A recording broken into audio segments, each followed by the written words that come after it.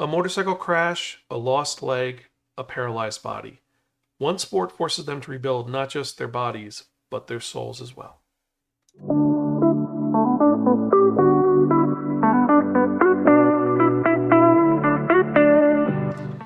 Hello, and once again, welcome to another episode of the Spiraken Manga Review. I'm your host, Zan, saying konnichiwa, aloha, buongiorno, and what's up? Hope you're doing well and hope you're excited for another fun-filled episode of this awesome podcast that you can find at www.spiraken.com.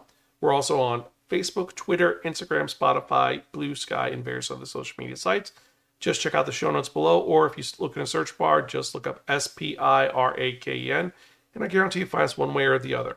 And if you're watching on YouTube, remember to like, share, subscribe, and as always, click on that bell for notification when we release new episodes. And with that in mind, let's actually get to it, because if you remember from the last episode, I spun that one, that only, the Wheel of Manga, and it take down today reviewing a manga that is, well, one that is very original.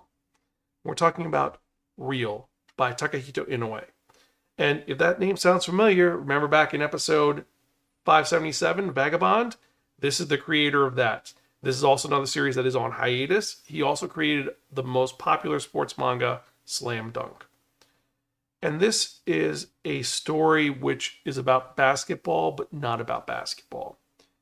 And to explain it simply, without getting too far, I'm going to just get into some elements about the story, and then we're going to talk a little bit about sports manga in general. And this is the story of three individuals, each one of them who their lives collide through wheelchair basketball. A sport where shattered dreams, brutal regrets, and redemption rewrite what it means to be unstoppable through their ways they connect. And the first of these individuals we're going to be talking about is a very different young man. This is going to be Kiyohiro Togawa. And Kiyohiro is a young man who he was planning to do something entirely different with his life until he discovered sports. And after a tragic moment in his life, which changed it forever, he lost his faith and had to deal with, well, the loss of his leg. And this set him back. And he didn't know what to do until he met someone who inspired him to try to be the best he can be. And this mentor helped him be the best he could be. But unfortunately, things aren't working out for him until he meets another individual. And that person is this guy, Tomomi Nomiya. He is a prototypical delinquent. He's the guy that he looks like a thug, he sounds like a thug, he's not the smartest person in the room, but there's one thing that he loves, and that is basketball. He loves it so much that he's modeled himself after Kobe Bryant, and he's a point guard in his team. However, one day he walks into school, completely acting like a jerk, like, I don't need this place, I'm going to do better than life. I don't need it, I'm going to do awesome. I'm going to just make it on my own because this place sucks. And he ends up leaving in this way, which is kind of horrifying and brilliant, totally for a thug. I'm not going to spoil it because you have to read it. But it turns out that's not why he's leaving. The reason why he's leaving is because he is suffering from severe guilt. Guilt over an incident that happened a couple of months ago. See, he was picking up a girl that was really cute. He got her on a motorcycle and they went driving.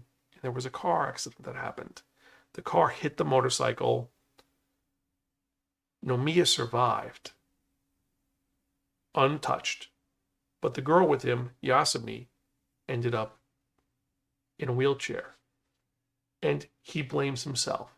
He doesn't know what to do. He's just spending all his time with this girl who obviously wants nothing to do with him. And she's kind of catatonic.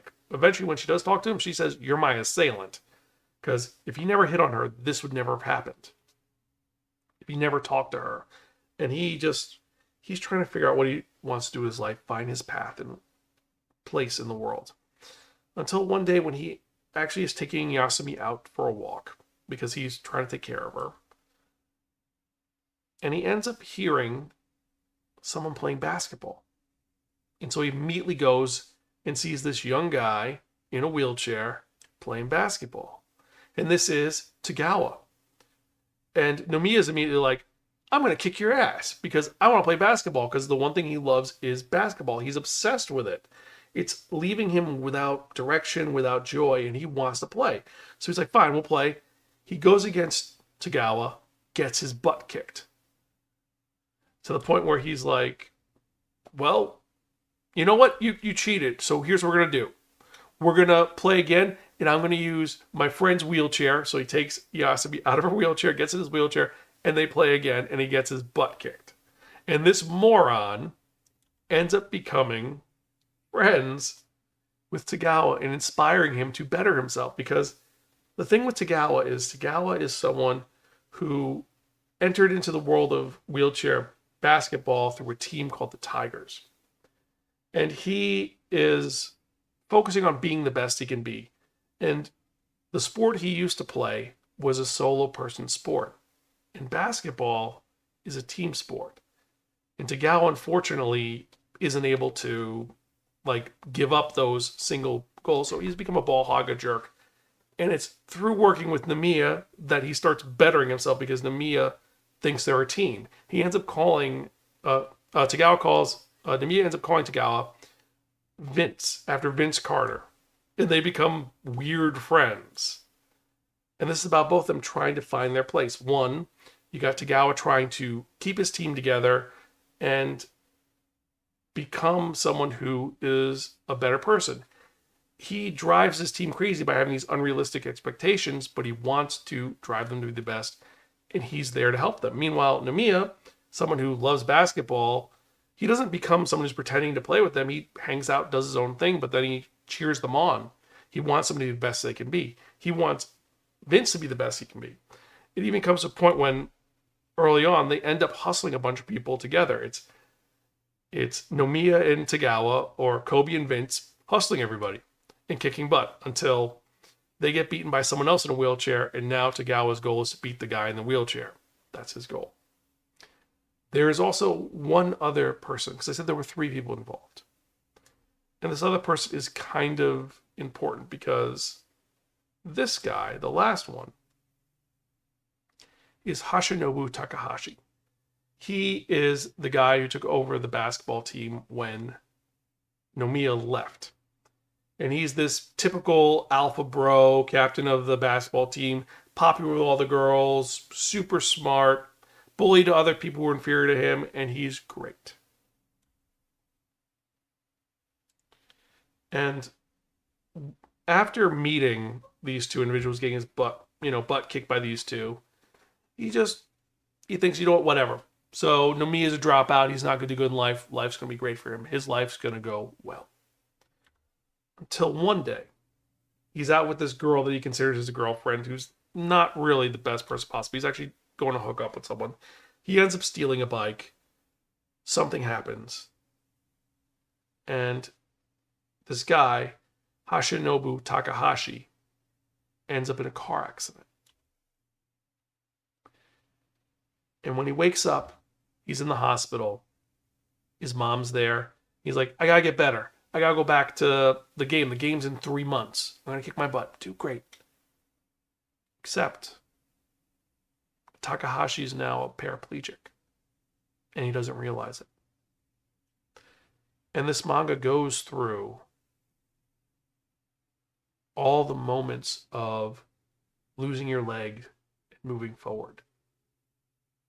Learning that you don't have the ability to do what you once did, and how life changes with disability. And this isn't you're disabled, you're suddenly going to get better. No, this follows all the elements of being disabled in a beautiful story. And I know I didn't really explain a lot about it, but that's because this story is one that you have to read to see. This is a story about rewriting your future in what happens. Each of the characters, they go through their trials. Like I said, Nomiya, he's directionless and he wants to better himself. And he figures, if I make Yasumi be my friend after all this, then I'll be better. If I become a basketball player, I'll be better. He moves forward slowly. Or if I help this team get better, we'll be better. That's what he wants. And he has this positive attitude, but it doesn't work all the time. It doesn't work, but he keeps going. You have, of course, we have Tagawa. Tagawa, he has these unrealistic goals, but he's striving to run towards the future because of what happened. Also, fun fact, I did not know about rotation plasty until I read this manga. And that's kind of horrifying and intriguing at the same time. And seeing him that he still has a leg, kind of, is weird. Just long story short, they remove part of your leg and then they attach the bottom part back on so you still have a foot, but it's backwards. It's for sports people. It's because Tagawa is a sports person. He was a track runner. And we get into his backstory where he was actually studying to be a pianist. His father wanted him to be the best pianist ever. And he found out about track and he's amazing at track and he's going to do great and wonderful. And then he finds out he has cancer in his leg and they have to remove his leg. And this leads to spiral down. And then we have Takashi, who he just struggles to deal with what's going on. All of his friends, they abandon him. His mommy curses out, and the only person with him is the girlfriend that's kind of not his girlfriend. And then his dad shows up. And one other person who shows up is Nomiya, who's like, oh, go away, I don't need this. And Nomiya's like, no. You don't be an asshole. You do what you need to do. Nomiya is the one who kind of kicks him into gear to realize you can better yourself. And it's these three people going through these events and moving forward, sometimes going back. And this is not a light road. Like I said, this takes its time. And things aren't that great for everybody. A great example are the mentors, that some of them become mentees to the characters they mentored. There's two in particular I'm thinking about. One of them was the reason why Tagawa became a basketball player. This great mentor who has a degenerative disease. And later on, he becomes almost suicidal. And it leads to Tagawa kind of getting his crap in gear. And then Takahashi, someone who's struggling just to lift himself up, meets someone who he ends up mentoring, but then inspires him because this guy's like, I'm going to stand up in 3 months because I can, because I have to, because I have a job to do. And I'm going to walk into the ring. And it's like, you can't walk into the ring. He's not learning. He's struggling. But he kind of, his indomitable spirit inspires Takahashi to keep going, to move forward. See, this story is one of the 4 types of sports manga. Because sports manga you can break into 4 categories. Category number 1 is that one known as the Spokon, which is a Japanese onomatopoeia. It's a mixture of 2 words. They took sports and kanjo. Kanjo is the Japanese word for determination, spirit. This is the born to win story. This is about a guy with a tragic past who's going to claw his way to the top of a sports field because someone pissed him off or because his dad was one of them. This is Baki the Grappler. This is Ashita no Joe. This is you're going to win through sheer grit and you use your pain to make fuel. This is either going to be really good or really bad or really sad. This is not that type of story. The next one is the natural story. This is when you have this accidental prodigy who stumbles into the sport and discovers they have raw talent.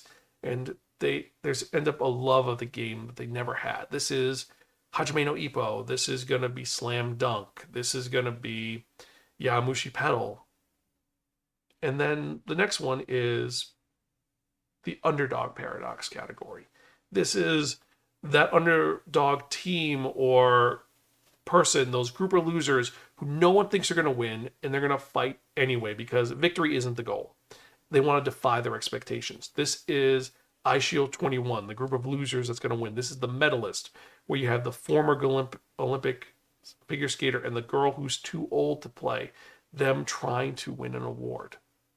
This is pushing forward. This is close to that, but this is not that. This is the last category, which is the crucible category. This is the tragedy has stripped everything away. This is forcing characters to rediscover strength. This is not about the sport. This is about you're trying to rebirth yourself. This is you are pushing yourselves into a new medium. This is discovering who you are, you tempering yourself through these strategies and circumstances. And this is that story where it is these tragedies define these characters and they better themselves. Now, sorry about the rant. I just had to get into this a little bit because this is that type of story. The artwork is spectacular. This is Takehiko Inoue at his best. When he does basketball, for some reason, he does something different and it works. This is better than Slam Dunk with its realism. And the one thing I will say is there is not a lot of basketball in this story. There are certain games. It's not like with Slam Dunk where there was like 7 months of just one game. That's not this. There's maybe 2 chapters of a game and that's it. And then it goes on to real life stuff. But focusing on the characters and all the things that you see, it gives you a real perspective to what's going on. There's a moment when one of the characters who's discovering that he's paralyzed, it shows him like almost having a weight on his body as he's sinking. And it just, you can empathize, you could feel what's going on.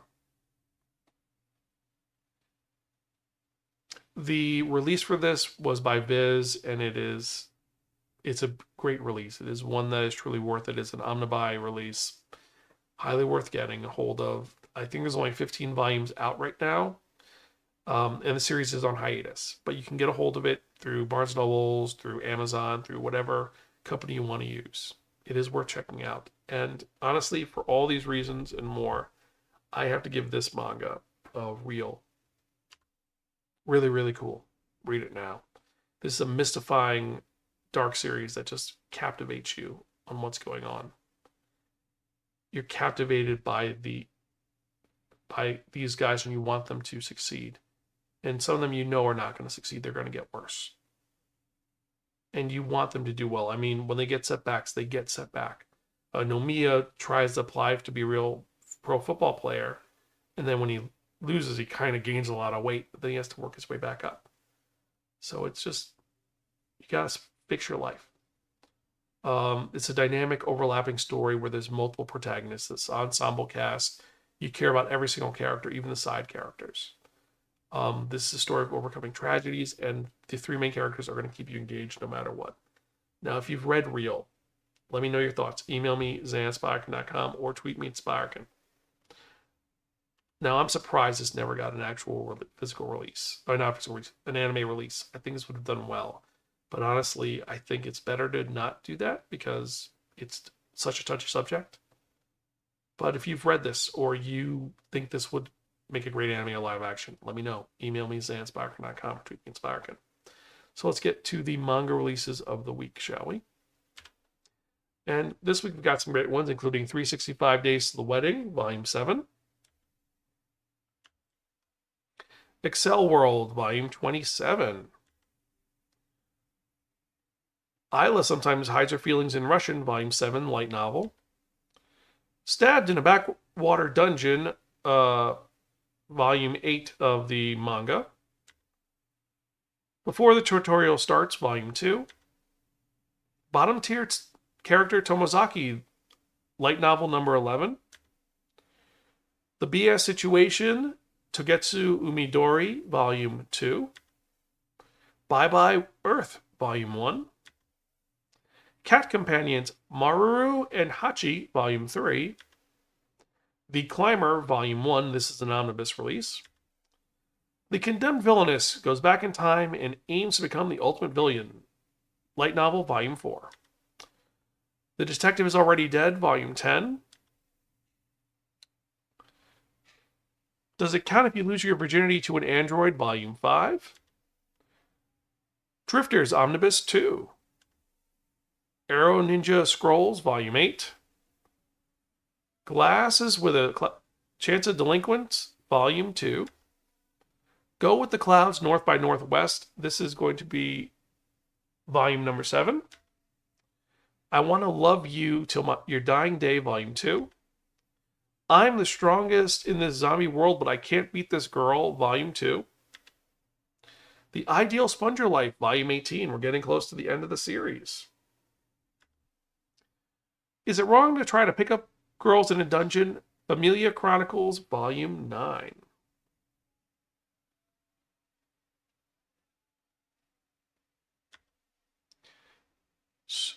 Tsunoki's Flunking Her High School Glow Up, Volume 4.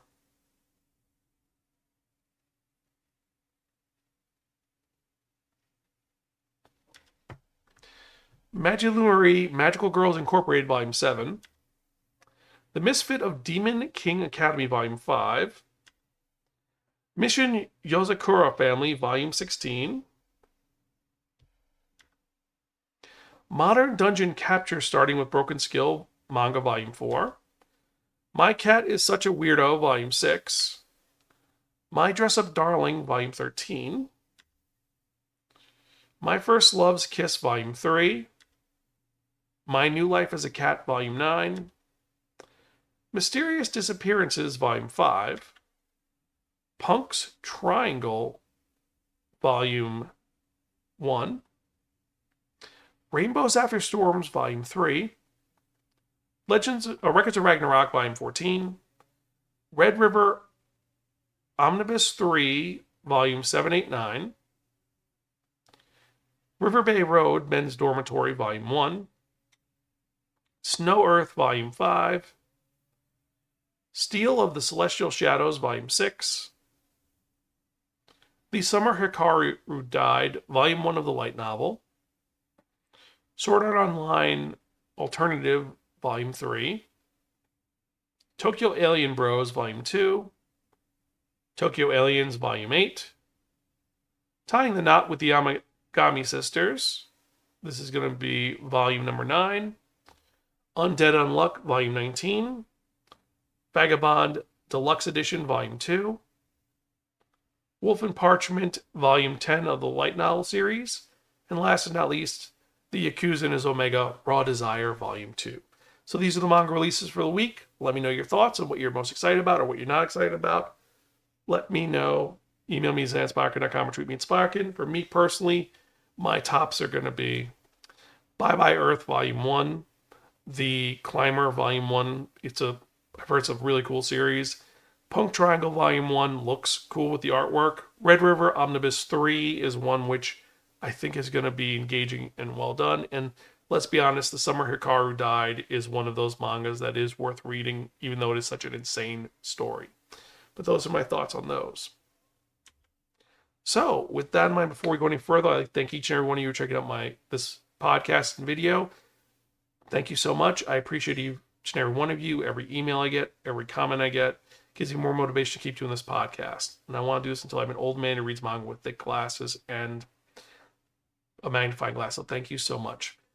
If you want to keep helping out, remember, check out our GoFundMe at tinyurl.com/Spiraken, or you can scan the QR code right now. It's still going on. Any little bit can help. It keep our lights on here. Or more importantly, you can like, share, subscribe.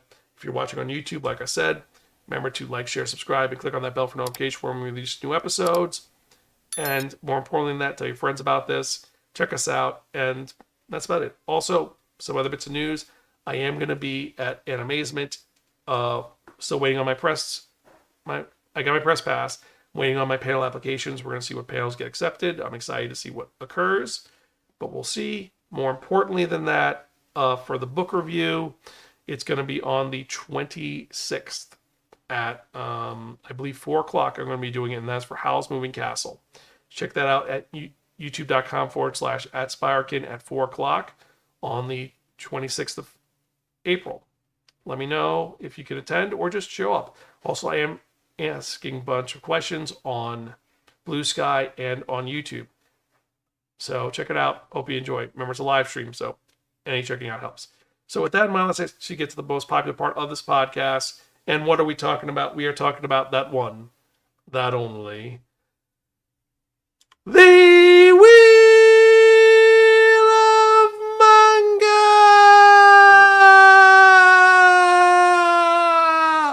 Yes, friends, the Wheel of Manga, sub no substitute. So what is the Wheel of Manga? The Wheel of Manga is a wheel of fortune with 10 slots on it. What I'm going to do is I'm going to spin the wheel. Whatever number it lands on, the manga that's in that spot is what I'm going to review in the next episode of the Spiraken Manga Review, episode 587. Actually, 88. So 12 away from episode 600. So let's see what we're going to review the next episode, shall we?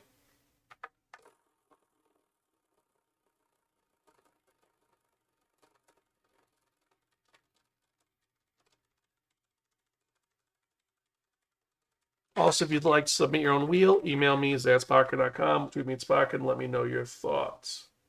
So it is going to be number 4, The Climber. I'm hitting 4 a lot. I think that next time I'm going to start on 4 and then spin and see where it's going to go there. But anyway, hope you enjoyed this episode. My brain just farted. So anyway, hope you enjoyed this episode. As usual, I'm your host, Zan. I'm Gonzville. I'll catch you guys next time, and keep reading manga. See you later.